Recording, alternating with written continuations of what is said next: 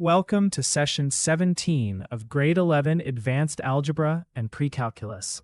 Today we study polynomial graphs from equations. The focus is to sketch polynomial graphs using zeros, multiplicity, y-intercept, and end behavior. By the end, you should be able to do these three things. 1. Read end behavior from degree and leading coefficient. 2. Mark zeros with touch or cross behavior. 3. Use the y-intercept and turning point limit. A polynomial sketch does not need perfect scale. It needs the right mathematical features.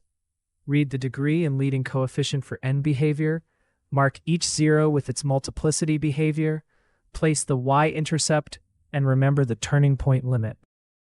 Sketch p of x equals negative x plus 2 times x minus 1 squared times x minus 4.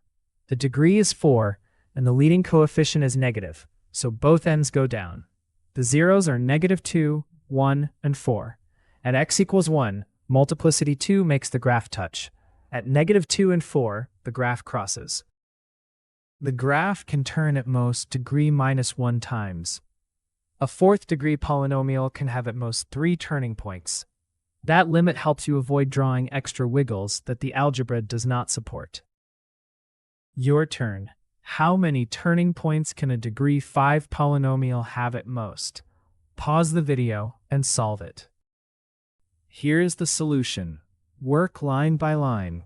Then check the final answer against the original question. After the video, complete these 3 tasks. Copy the model from the lesson. Solve each one fresh. And write 1 error log sentence about the mistake you are most likely to make. Let's recap. Degree and leading coefficient control end behavior. Multiplicity controls touch or cross behavior. The y-intercept anchors the graph vertically. A degree n polynomial has at most n-1 turning points. Before moving on, write 1 sentence. The step I must protect is that small reflection turns the video into real self-learning.